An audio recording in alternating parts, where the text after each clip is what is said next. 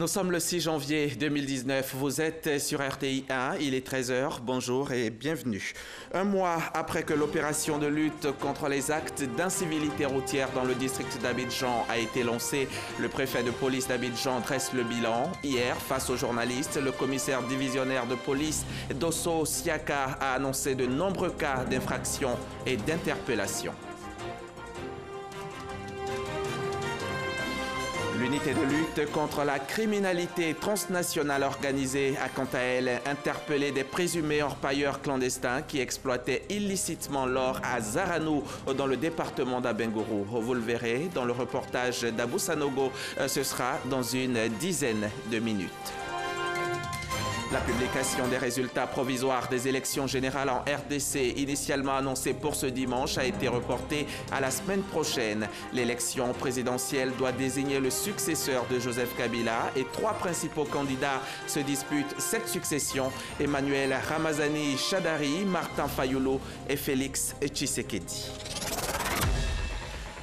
Prévention et lutte contre le handicap des enfants de 0 à 17 ans. Voilà le thème du 3e séminaire du centre kiné-médical qui s'est tenu du 13 au 14 décembre dernier ici à Abidjan. Les experts sont arrivés de France, du Gabon, de Tunisie et bien sûr de Côte d'Ivoire. Lors de ce séminaire, il a été question de prise en charge des paralysies cérébrales des enfants, de l'appareillage orthopédique et la rééducation fonctionnelle, le spina bifida et les hydrocéphalies.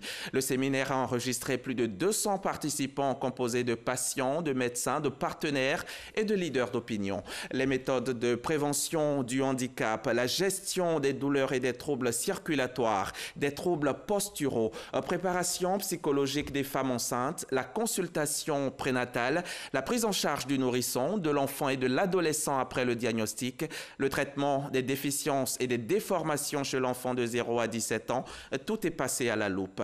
Handicap physique et de langage, quels sont les moyens de prévention et de lutte chez l'enfant? Cette question, on la posera tout à l'heure dans le cadre du magazine du dimanche à monsieur Dali Gogo, promoteur du centre kiné-médical. Il est kinésithérapeute, non-voyant, certes, mais passionné des soins de kinésithérapie et de rééducation fonctionnelle. Bonjour monsieur Dali. Bonjour monsieur Hamza. Bienvenue sur notre plateau. Merci. Je vous retrouve tout à l'heure. À tout à l'heure. Dans une demi-heure. Voilà un mois que l'opération de lutte contre les actes d'incivilité routière dans le district d'Abidjan a été lancée. C'est donc l'heure du bilan pour la brigade commise à la tâche. Le préfet de police d'Abidjan était hier face aux journalistes. Il a annoncé de nombreux cas d'infraction et d'interpellation. Olivier Iriebi et Abou Sanogo nous font le point. La brigade de lutte contre les actes d'incivilité liés au code de la route dans le district d'Abidjan est à l'heure du bilan. 876 cas d'interpellation et 34 accidents de la circulation ont été enregistrés. Et ce, après seulement un mois de contrôle assidu sur les principales voies de la capitale économique. Le bilan chiffré est le suivant. Vide teinté, 178. Plaques non conformes, 126. Les conduites dangereuses, 120. Communication au volant, 160. Les tricycles qui empruntent les grands axes, nous avons interpellé 30. En tout, ce sont 876 cas que nous avons détectés. Les populations doivent aussi comprendre que la lutte contre l'incivilité n'est pas seulement la répression. Elles comprennent que c'est dans leur propre intérêt. Elles comprennent que la route tue, qui s'autodiscipline. Au cours des opérations menées, la vigilance des hommes du lieutenant Traoré Bangali a permis également la saisie d'un véhicule neuf portant des accessoires et des documents frauduleux. L'ensemble de ces infractions au code de la route fait engranger à l'État plus d'une dizaine de millions en termes d'amendes à payer par le fauteur. Commise à la tâche pour un mois d'exercice, dans le respect du code routier, la brigade de lutte contre les incivilités routières passe donc le relais aux agents de la police chargés de la circulation. Toutefois, elle pourra y revenir en cas de besoin. Il n'y a pas que nos routes qui ont été sécurisées pendant ces fêtes de fin d'année. Nos plages l'ont été tout autant. Une sécurisation assurée par la police montée, la nouvelle unité de la police nationale qui utilise les chevaux comme moyen de locomotion. Pendant la période des fêtes, ces agents ont mené des patrouilles et maintenu l'ordre sur l'ensemble des plages de Grand Bassam et d'Assini. Et c'est ce que nous dit notre reporter Abou Sanogo. Ils ont l'avantage, de par leur position haute, d'avoir un champ de vision plus étendu qu'un policier en véhicule ou à pied. La police montée ou police équestre, pour les fêtes de fin d'année, a sécurisé les plages.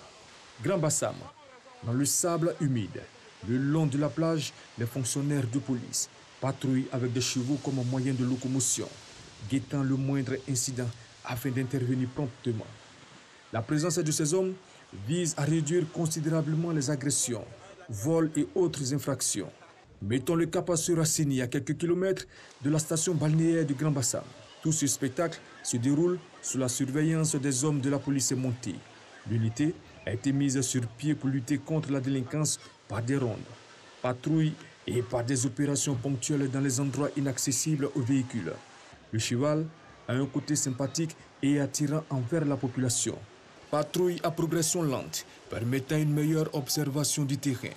Les 20 éléments déployés ont réussi à encadrer les plages de Grand Bassam et d'Assini et de rassurer l'ensemble des visiteurs des sites touristiques visités pendant les périodes de fêtes de fin d'année. Et on va rester avec Abou Sanogo. Notre reporter nous parle également des activités de l'unité de lutte contre la criminalité transnationale organisée. Ces hommes ont interpellé des présumés orpailleurs clandestins qui exploitaient illicitement l'or dans la localité de Zarano. C'est dans le département d'Abengourou. Reportage. Ils s'adonnaient à l'exploitation clandestine de l'or à Bédou dans la sous-préfecture de Zarano dans le département d'Abengourou. Ces bas-fonds alluvionnaires étaient exploités depuis plusieurs années, sans aucune autorisation. Une rivière polluée par le mercure utilisé par ce présumé orpailleur. Faune et flore saccagées. Une pratique illicite courante dans cette localité vite stoppée par les hommes de l'unité de lutte contre la criminalité transnationale organisée qui a interpellé 4 orpailleurs. Nous avons identifié 3 sites principaux sur lesquels la mission a porté. Donc, nos investigations, nos opérations ont permis d'interpeller 4 individus avec de la poudre d'or, ceux-ci étant dépourvus de tout document administratif autorisant l'exploitation, voire même l'exploration. Du matériel et des produits saisis, de véritables ateliers pour faire de l'or. Un acte condamné par le groupement des exploitants des petites mines et acheteurs de Côte d'Ivoire. La menace est beaucoup plus réelle du temps puisque aujourd'hui nos communautés ne savent pas grand-chose de cette activité-là. N'imagine pas un peu l'impact sur l'environnement, l'impact social que cela crée dans leur environnement immédiat. Et pourtant, l'exploitation artisanale de l'or est interdite en Côte d'Ivoire. Le combat que nous menons reste, c'est le combat de lutte contre l'orpaillage clandestin, par la sensibilisation éventuellement aussi et par la vulgarisation des tests que l'État a pris en faveur effectivement du secteur minier.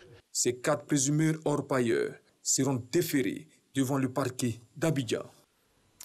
On va transitionner. L'interprofession Oignon de Côte d'Ivoire a 4 ans d'existence. Elle a décidé d'observer une pause pour faire le bilan de ses activités. Résultat, beaucoup reste à faire. Sur un besoin de 150 tonnes par an, la Côte d'Ivoire produit seulement 5% de ce qu'elle consomme.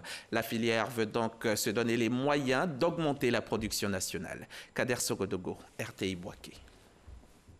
L'oignon, un légume bien consommé en Côte d'Ivoire. Il est utilisé dans la préparation de plusieurs mets. Le pays consomme plus de 150 000 tonnes d'oignons dans l'année. Côté production, la réalité est tout autre. Moins de 5% de la consommation nationale. La Côte d'Ivoire, pour satisfaire ses besoins, est obligée de se tourner vers des pays comme le Niger, le Mali et le Burkina Faso. Le continent européen pointe présent au nombre de fournisseurs de la Côte d'Ivoire. L'interprofession Oignon de Côte d'Ivoire, qui a vu le jour en 2014, s'est fixé comme objectif de booster la production nationale. Réunie à Korogo, la filière travaille dans ce sens. C'est vrai, nous existons, mais il faut que nous développions cette structure. L'oignon est cultivé en Côte d'Ivoire, mais la culture nationale est insuffisante. Nous dépendons de l'extérieur de 95%. Notre objectif pour l'année 2025, c'est de réduire cette dépendance d'au moins de 30%. Le nord de la Côte d'Ivoire reste la plus grande zone de culture d'oignons. Les membres de la filière s'attellent également à relever les défis de la production. On croit que les gens font beaucoup d'oignons en Côte d'Ivoire ici. Bon, ici, là, on peut faire beaucoup d'oignons. Là, il y a la terre de Côte d'Ivoire, là, ça peut donner beaucoup d'oignons. Si l'État nous a aidés, on peut faire beaucoup. On fait beaucoup plus que ça. À la Bagoué, on cultive l'oignon. À Pongala, on cultive l'oignon. C'est l'oignon qui est notre travail de femmes. Ça va nous faire sortir à la pauvreté. Le prix du kilogramme d'oignon varie entre 300 francs CFA et 1000 francs CFA selon la saison. Sa vulgarisation pourrait être un puissant moyen d'insertion des sans-emploi et de lutte contre la pauvreté. La nouvelle équipe dirigeante du Conseil régional de l'Indénié-Djuablin a été installée. Elle est dirigée par le ministre Pascal Kwaku Abinan. Le président du Conseil a appelé tous les fils et toutes les filles de la région à travailler ensemble pour le développement de l'Indénié-Djuablin. Herman Yamien, de retour d'Abengourou. Le ministre Pascal Abinan Kwaku remplit pour un deuxième mandat de 5 ans à la tête du Conseil régional de l'Indénié-Djuablin. Réélu lors du scrutin régional du 13 octobre dernier, c'est ce 22 décembre 2018 qu'il a pris officiellement fonction.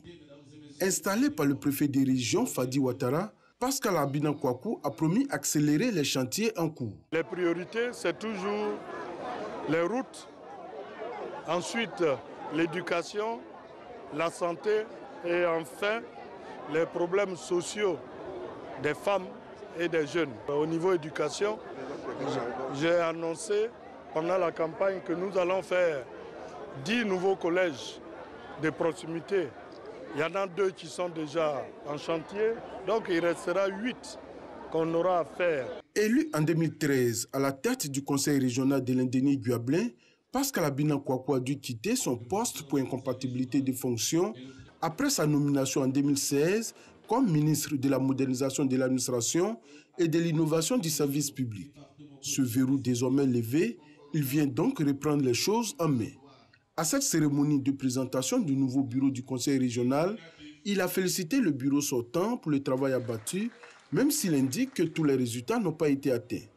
Il a profité de l'occasion pour mettre en garde les personnes qui sèment les germes de la division.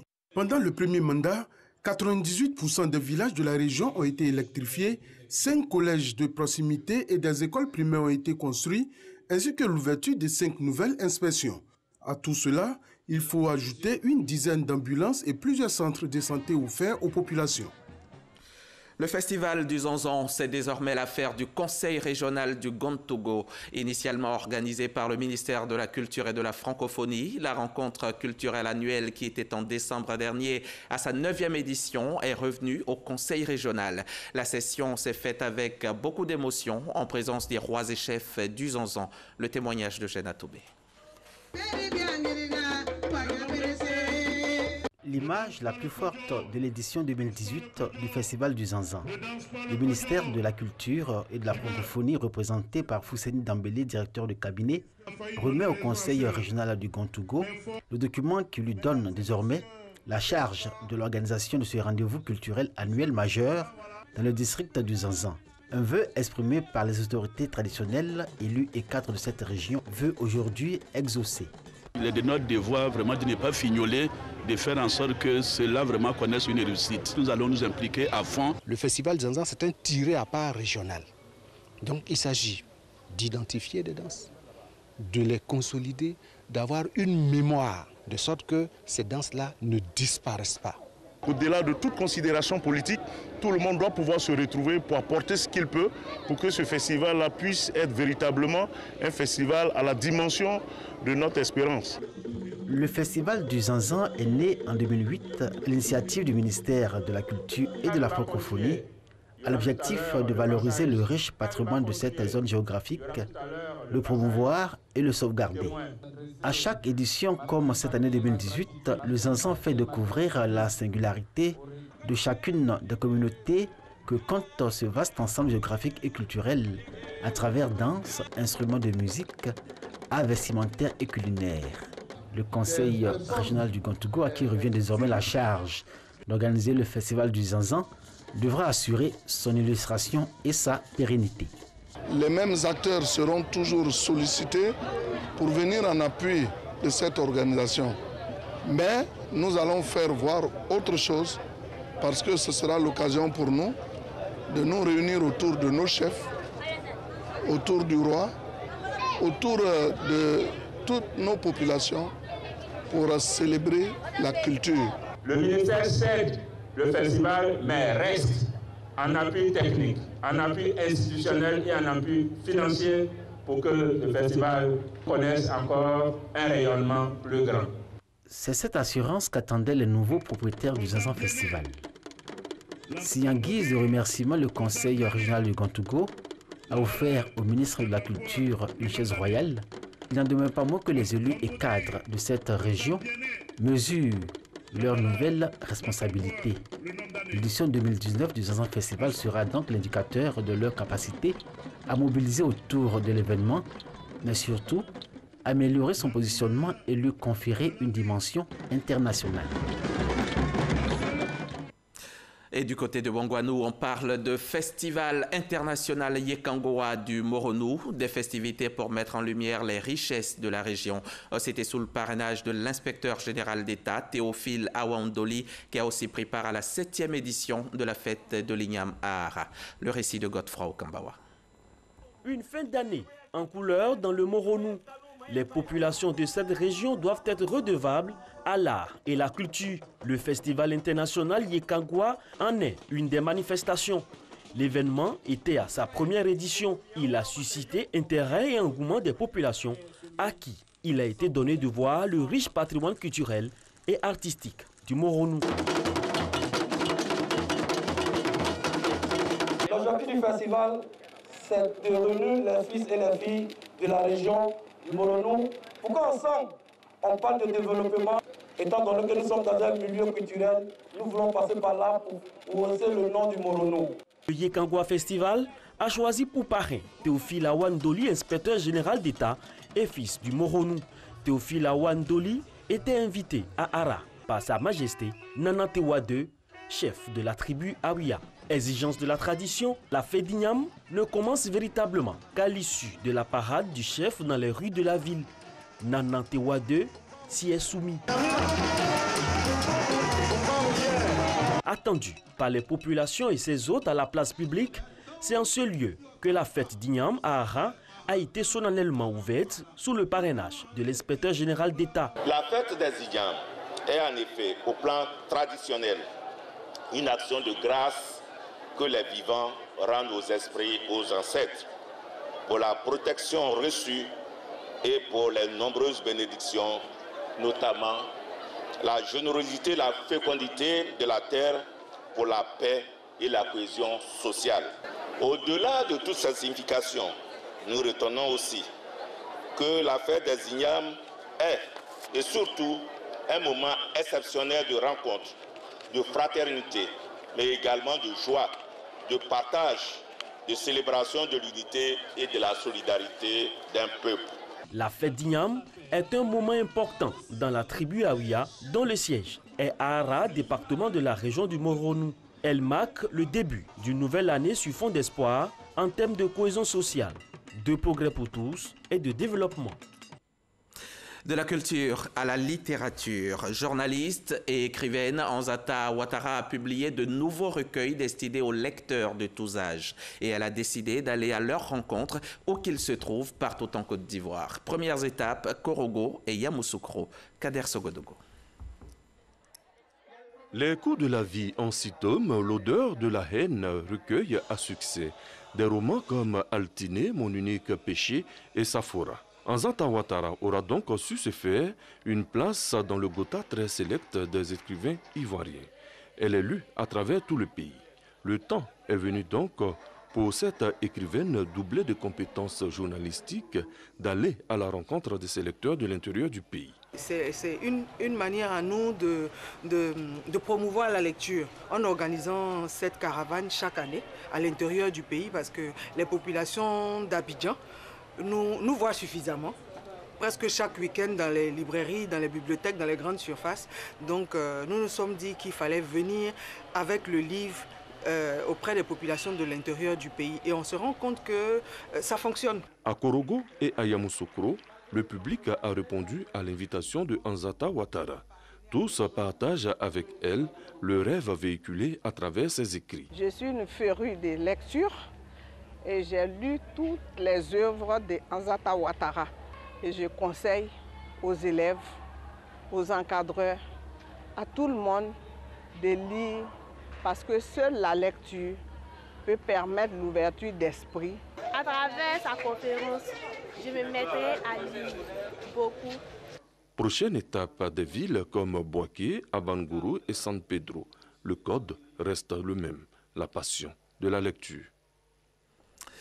Et on prend la direction du Maroc où le Festival du cinéma africain de Kourigba a refermé ses portes. Le grand prix Samben Ousmane de cette 21e édition a été remporté par le réalisateur kényan Likarion Wainaina avec son film Supamodo.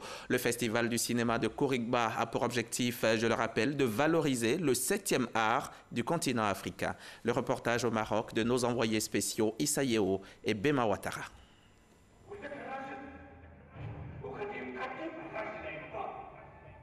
Rideau sur la 21e édition du Festival du cinéma africain de Kourigba au Maroc.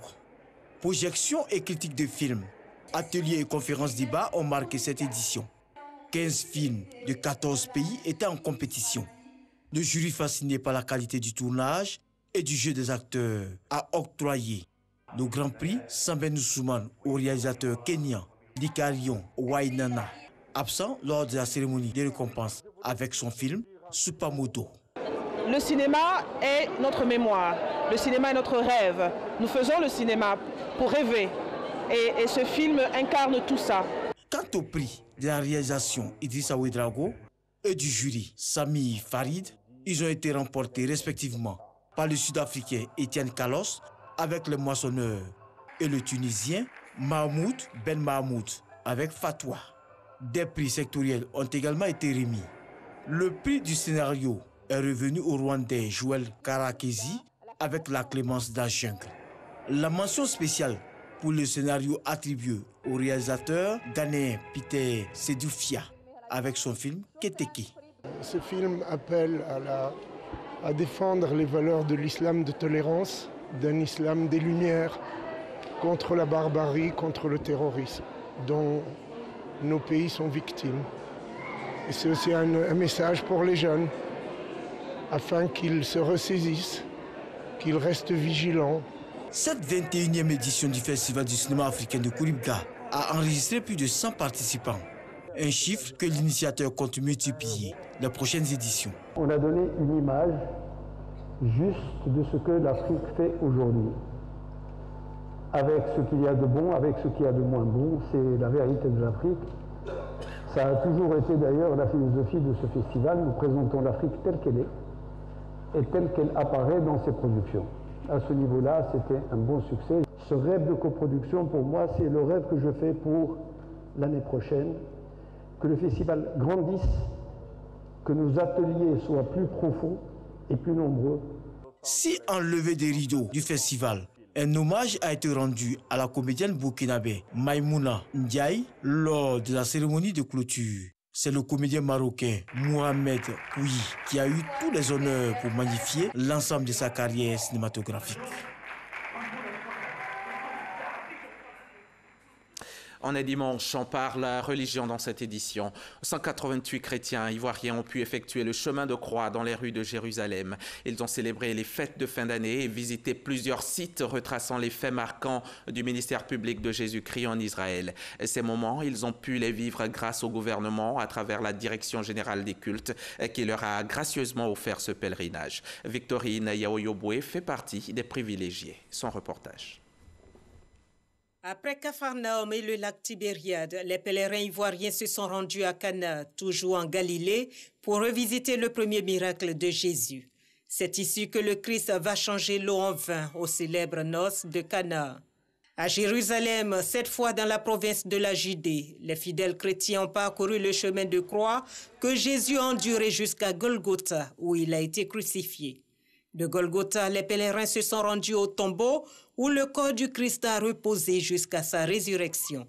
Le père Simon-Pierre Dingra donne la signification de ce parcours pour le chrétien. Pour nous, nous avons compris à partir d'aujourd'hui que la mort n'a plus de victoire.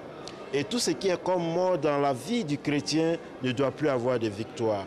Je ne suis pas en train de dire qu'on doit fermer les hôpitaux. Je ne suis pas en train de dire que personne ne doit avoir de difficultés. Mais je suis en train de dire que quand nous sommes malades, nous devenons malades avec le Christ qui nous porte. Quand nous avons des difficultés, nous avons le Christ qui a déjà vaincu la difficulté. Le moment présent, nous avons la difficulté, mais la victoire étant déjà assurée, nous devons demeurer dans la foi soutenue par une espérance que le Christ qui est amour ne peut pas nous abandonner. Les pèlerins qui ont pu vivre cette expérience grâce au soutien de l'État livrent leurs sentiments. Je suis très heureux de me retrouver en Terre Sainte. Je rends grâce à Dieu et je rends grâce à l'État. J'ai la chance de mettre mes pas dans les pas de Jésus, là où Jésus a vécu. Et pour nous autres chrétiens catholiques, c'est énorme. Parce que nous vivons en ce moment la Bible, j'allais dire en direct. Je prie pour que chaque chrétien, se reconnaissant en Christ, chaque chrétien puisse au moins bénéficier de cette opportunité-là, au moins une fois dans sa vie. Ayant vu la grande joie des pèlerins, surtout à la célébration des fêtes de fin d'année en Terre Sainte, l'organisatrice déléguée du pèlerinage voudrait bien que de plus en plus de personnes aient cette opportunité. J'ai un appel, peut-être de demander au chef de l'État de voir un peu à la hausse parce que bon, il y a beaucoup de chrétiens. Il y a beaucoup de chrétiens. Bon, tout le monde n'a pas les moyens. Si on peut revoir un peu le nombre à la hausse, je pense que ça arrangerait. Et aussi penser à nos frères, plus ceux de l'intérieur. Au bout de 10 jours, à marcher dans les pas du Christ, les fidèles ivoiriens se sont convaincus d'un nouveau départ dans leur vie, tant spirituelle que physique, dans une Côte d'Ivoire rassemblée et en paix. Comme les y invitait le thème de ce pèlerinage, pardon et humilité. Je vous le disais en titre, en RDC, il n'y aura pas de proclamation des résultats provisoires de la présidentielle avant la semaine prochaine. C'est ce que dit Corneille Nangaa, le président de la commission électorale. La CENI promet de faire le point ce dimanche sur les travaux de compilation des résultats à l'issue d'une réunion de son assemblée plénière. Le président de la CENI avait dit jeudi dernier connaître des difficultés dans l'acheminement des plis des bulletins et des PV et des résultats. Hier après-midi, ces travaux de compilation n'avaient toujours pas atteint les 50%. Un officier de police a été tué et un autre blessé hier samedi dans l'explosion d'une bombe près d'une église copte dans un quartier populaire du Caire en Égypte. La bombe a explosé quand les artificiers de la police tentaient de la désamorcer. Et cet attentat s'est produit à la veille de la Noël copte du 7 janvier, une fête durant laquelle sera inaugurée la plus grande cathédrale d'Égypte, du Moyen-Orient et d'Afrique, dans la nouvelle capitale administrative par le pape copte orthodoxe Théodore II et le président Abdel Fattah al-Sisi. Bonne année santé. C'est un concept qui allie sport et santé, car le sport et la santé, c'est bien une combinaison qui marche. Hier samedi, l'ONG Perspective a organisé pour la deuxième année consécutive dans la commune du Plateau un cross populaire suivi de consultations médicales, des consultations médicales gratuites de la population. Moustapha Diaby Assita et Moussa Konaté. Ils étaient plus de 800 personnes, tout âge confondu, à prendre part aux activités de l'ONG Perspective. Cross populaire et consultation gratuite étaient au menu de cette journée. Une initiative pour maintenir la bonne santé et bien commencer l'année 2019. Une bonne année ne peut se passer que si on a une bonne santé. C'est pour ça qu'on a voulu que le premier événement de l'année pour les populations du plateau et les populations environnantes soit une activité sportive jumelée à une activité sanitaire. Parti de la cité policière du plateau pour un circuit de 5 km et 10 km, le point d'arrivée, la rue du commerce. Les coureurs, parmi eux des personnes âgées, ont fait preuve de courage. Les 3 premiers par catégorie sont récompensés. J'encourage beaucoup les autres athlètes. Si on n'a pas gagné aujourd'hui, demain on peut gagner. qu'ils n'ont qu'à continuer toujours de s'entraîner. Un jour, ça ira. Il était important que nous puissions ne pas faillir à ce moment parce que la première édition s'était très bien passée l'année dernière. Bonne année santé, c'est une opération initiée par l'ONG Perspective et je suis très heureux aujourd'hui que cette manifestation ait pu se tenir. Après la course, place au volet sanitaire. Les populations ont bénéficié de consultations gratuites. Ça me fait bien des choses parce que moi-même j'étais malade, touchée. Et mon fils m'a réveillé, dit « Ah maman, allons, pourquoi on te soigne? Il y a une ONG qui a mis une médicale en place pour vous soigner. » Et c'est pourquoi je me suis levée le matin pour venir. Vraiment, ça me fait droit au cœur. Donc je suis vraiment touchée. Cette activité est à sa deuxième édition. Créée en 2014, l'ONG Perspective a pour mission de lutter contre la pauvreté et venir en aide aux femmes. Allez, c'est l'heure, comme chaque semaine, du magazine du dimanche. On va parler également santé. Notre invité, c'est Dali Gogo. Il est kiné, passionné donc de kinésithérapie, de rééducation fonctionnelle et de réadaptation. Monsieur Dali Gogo, si vous le voulez bien, vous nous instruirez sur les moyens de prévention et de lutte contre le handicap chez l'enfant. Ce sera dans 2 minutes, mais avant, on regarde cette vidéo. Selon l'OMS, on estime à 975 millions le nombre de personnes handicapées à travers le monde, dont 5,1% d'enfants de 0 à 14 ans. La plupart de ces personnes sont souvent victimes de stigmatisation et n'ont pas accès à l'éducation. La Côte d'Ivoire n'est pas en marge, d'où l'organisation d'une formation sur la prévention des maladies invalidantes chez les enfants. On peut avoir une origine pendant la grossesse, avant la naissance de l'enfant. Il peut y avoir également des manifestations ou alors des circonstances au cours de l'accouchement jusqu'au 28e jour de vie. Alors, pour prévenir ces maladies-là, il faut assurer un suivi correct au niveau des grossesses. Et également assurer un environnement sain, un environnement sécurisant à la maman lors de la grossesse. Il faut assurer un suivi médicalisé, un suivi correct des accouchements, avec un équipement adapté et un personnel compétent.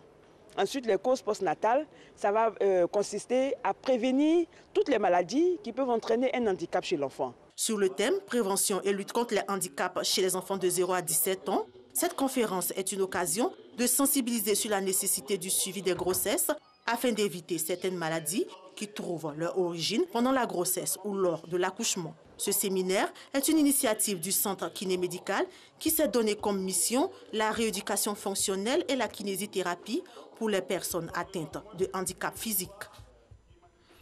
Monsieur Dali Gogo, ce séminaire dont le thème était prévention et lutte contre le handicap chez l'enfant de 0 à 17 ans, ce séminaire répond effectivement à quel besoin?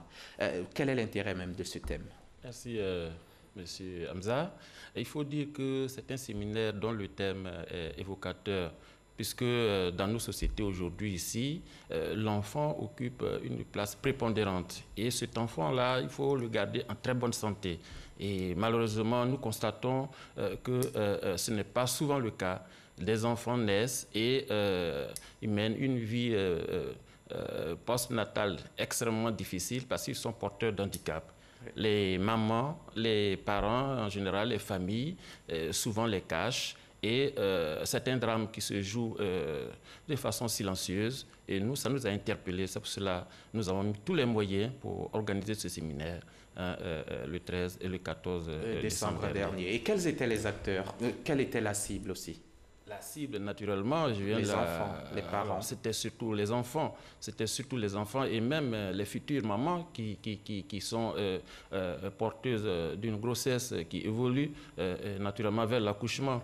Et vous me demandiez donc les acteurs. Et puis les acteurs, c'était surtout nous, c'était nos invités, les experts, que nous avons fait venir notamment de France, de la Tunisie, du Gabon, et aussi localement, comme vient de dire le professeur Doumbia Mariam, que vous venez d'écouter, qui a bien résumé l'issue de ce séminaire. Si je vous demandais de nous faire un petit bilan de ce séminaire. Le séminaire a atteint ses objectifs. Le séminaire a atteint vraiment ses objectifs parce que tous nos invités étaient arrivés. Toutes les conférences qui ont été prévues ont été prononcées. La population qui avait été invitée, notamment les familles et les parents avec les tout-petits, toutes ces personnes sont arrivées massivement. On a enregistré environ 200 personnes qui ont bénéficié, pour la plupart des enfants, qui ont bénéficié de consultations gratuites. Et on a bénéficié aussi d'une grande couverture par la presse, par les organes de presse, dont votre chaîne. Et tout cela nous a donné une grande satisfaction. Et nous sommes franchement déterminés à aller jusqu'au bout, vu que ce soutien, naturellement, a été effectif. Et quelles étaient les pathologies qui ont été présentées lors de ce séminaire? De nombreuses pathologies. Vous savez, pendant la grossesse, il y a beaucoup de menaces. Il y a beaucoup de menaces sur la femme enceinte. Et là, on a donc listé environ une dizaine de pathologies. Après l'accouchement, par exemple, on peut avoir ce qu'on appelle les pieds beaux, qui sont des déformations qui touchent les pieds des enfants. Donc les enfants vont avoir des pieds tordus, inversés. On peut avoir également des enfants qui naissent avec des paralysies dites cérébrales, c'est-à-dire le cerveau va manquer d'oxygène pendant l'accouchement, et cela va se traduire au plan clinique par une incapacité pour l'enfant de faire des mouvements. Et à ce moment précis, la famille va faire face à de nombreux problèmes de santé. Et tout le temps, c'est l'hôpital.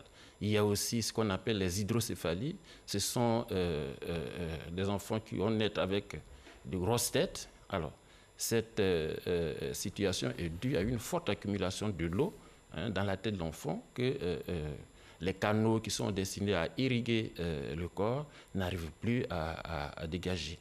Et on peut aussi avoir ce qu'on appelle souvent les enfants à dos tordu, les bosses, les scolioses, comme on les appelle dans notre jargon. Et toutes ces pathologies ont été, disons, passées au peigne fin. Environ une dizaine de conférences et de communications ont été faites, et nous avons tous été largement instruits par les experts. Et vous le confirmez sur notre plateau aujourd'hui, toutes ces pathologies-là ont eu une solution. Les parents ne doivent pas cacher les enfants. Absolument. Les outils technologiques offerts par la rééducation permettent de regresser, voire même de supprimer certaines déformations lorsque la prise en charge est précoce. C'est-à-dire qu'il ne faut pas traîner, il faut tout de suite aller à l'hôpital, consulter son médecin, consulter son gynécologue, sa sage-femme, et tout de suite prendre la décision d'adresser la maman avec son bébé, les adresser à un service spécialisé comme le nôtre, pour entreprendre tout de suite la rééducation. Mais Monsieur Dali, quelles sont les causes de ces pathologies qui provoquent en général ces handicaps, ce handicap chez l'enfant? Les causes sont vraiment diversifiées.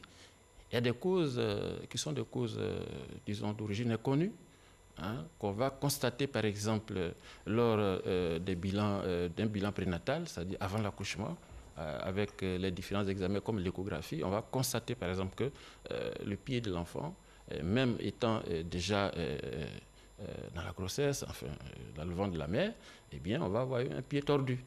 Et ça, on ne sait pas qu'est-ce qui a fait ça. Il y a eu beaucoup de théories qui ont tendance à dire que bon, l'enfant aurait été coincé par tel ou tel mouvement.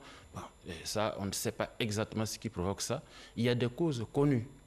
Au cours de l'accouchement, il peut survenir des accidents dus à la longueur, par exemple, du temps de travail. Et au cours de l'expulsion, eh bien, on va assister à un manque d'oxygène du cerveau. Et donc, on va avoir des cellules cérébrales qui vont être abîmées, donc qui seront mortes et qui vont être responsables de nombreuses déficiences. Pathologies. Et tout ça va donc être résumé sous la forme d'un handicap. Est-ce qu'on peut parler de prévention et même de dépistage? Oui, effectivement, les préventions. Alors, la prévention, c'est quoi? Il s'agit, par exemple, de dire à la maman de mener la future mère, par exemple, de mener une vie correcte, d'éviter de consommer des substances prohibées. On peut, par exemple, prendre le cas de l'alcool. L'alcool, le tabac Et même certains médicaments, vous savez que dans les services des maternités, les gynécologues recommandent de façon formelle la consommation de certains médicaments. Vous avez nos parents en milieu ouvert, on trouve des médicaments un peu partout dans la rue et souvent, quand il y a un petit bobo, eh bien, on va se procurer du médicament de la rue et on le consomme. Et ça, c'est extrêmement dangereux. C'est ce qu'on déconseille. À titre préventif également, pour la kinésithérapie, il y a ce qu'on appelle la rééducation périnéale. Justement, j'allais vous demander en quoi la kinésithérapie peut intervenir dans cette prévention-là. Alors, la kinésithérapie périnéale, par exemple, est une méthode de rééducation de l'appareil qui va porter tous les organes de reproduction de la femme. Et c'est là que l'enfant va vivre pendant environ 9 mois avant l'accouchement. Et il faut préparer la maman, par exemple, à connaître bien son corps, à bien maîtriser les différents mouvements, notamment au cours de l'accouchement. Il y a un protocole à suivre pour éviter de comprimer, de provoquer des compressions au niveau des organes sensibles, notamment la tête de l'enfant. Et donc, cette rééducation périnéale, il faut pouvoir la vulgariser, l'introduire dans la plupart des services des maternités pour que les femmes enceintes puissent, avant même le terme de l'accouchement, puissent se familiariser à ces techniques de maîtrise du corps, de mobilité du corps, de sorte que lors de l'accouchement, qui est un acte très important, qui est un moment très important pour l'avenir de l'enfant au monde, que la future mère puisse, de façon confortable, expulser son enfant si c'est un accouchement par voie basse. Et ça, ce sont des méthodes qu'on peut qualifier de méthodes préventives. Et alors, quelle peut être la contribution de la kinésithérapie dans la réduction du taux, justement, du taux suffisamment élevé du handicap physique chez l'enfant? Aujourd'hui, il existe de nombreuses méthodes, de nombreux protocoles qui ont été mis en place, qui sont connus. Par exemple, pour le traitement du pied beau, il existe ce qu'on appelle la méthode de Ponseti. Et ça, ce sont des méthodes que les kinésithérapeutes connaissent bien, qu'ils apprennent bien et qui permettent d'éliminer, si la prise en charge est précoce, d'éliminer totalement cette déformation. Et vous pouvez aussi aujourd'hui savoir qu'il y a d'autres méthodes comme ce qu'on appelle la méthode quantique, la thérapie quantique. Alors c'est une nouvelle méthode qui va permettre de stimuler les cellules cérébrales, sur les cellules, par exemple, rénales, les cellules du foie, qui sont souvent à l'origine d'une défaillance physique. Et avec cette thérapie quantique, on arrive à améliorer la régénération des cellules cérébrales au niveau, par exemple, des paralyses cérébrales. Et ces techniques-là sont très importantes à introduire au niveau des services de prise en charge des enfants. On a également aussi, par exemple, je reviens un peu sur la rééducation périnéale, c'est-à-dire juste après l'accouchement, tout de suite, il faut recommander à la femme de suivre des séances de rééducation pour non seulement prévenir des risques de lésions de l'appareil du périnée, mais aussi de faire en sorte que le prochain accouchement se fasse dans de bonnes conditions. Donc là aussi, c'est un moyen de réduction des handicaps. Voilà. Bien sûr. Et puis donc, si on comprend bien, ces malformations chez l'enfant sont donc pour la plupart dues au mode de vie de la mère. Absolument. En période de grossesse. Absolument, absolument. Il faut que nos enfants, nos sœurs, nos épouses comprennent que quand on est en grossesse, il y a des choses à ne pas faire, tout simplement. Il y a des choses à ne pas faire. Fumer, prendre de l'alcool, prendre excessivement du poids, s'exposer à certains environnements comme ce qu'on voit souvent avec nos commerçantes qui font les alocos, la kéké, tout ça. Les points de feu, le feu réchauffe et provoque l'augmentation de la température corporelle. Et ça, ça peut entraîner des incidents, parce que l'enfant peut bouger et il peut prendre une mauvaise position qui peut être catastrophique pour le prochain accouchement. D'accord, vous avez parlé tantôt de maladies infantiles d'origine inconnue. Est-ce que le séminaire qui vient de se tenir ici à Abidjan, ce genre de séminaire, ça peut aider à régler ce genre de cas? Oui, il faut, ce sont des initiatives à vulgariser, à étendre. Hein. Nous, au niveau du centre kiné-médical, nous avons fait de ça notre cheval de bataille, parce que la méconnaissance de certaines méthodes conduit tout simplement à des mauvaises pratiques et naturellement aboutit à des échecs thérapeutiques. Donc nous, on peut effectivement aider à faire chuter le taux du handicap en utilisant régulièrement ces méthodes. Voilà. Merci. Monsieur Dali Gogo, merci beaucoup. Vous êtes kinésithérapeute spécialisé en rééducation fonctionnelle et en réadaptation. Vous étiez avec nous pour nous parler des moyens de prévention et de lutte contre le handicap chez les enfants, chez l'enfant de 0 à 17 ans. Merci d'avoir répondu à notre invitation. Ce magazine est terminé. C'est aussi la fin de ce journal. Merci de l'avoir suivi. Vous pourrez le revoir sur notre application RTI Mobile et sur rti.ci. Et bon dimanche sur le groupe RTI.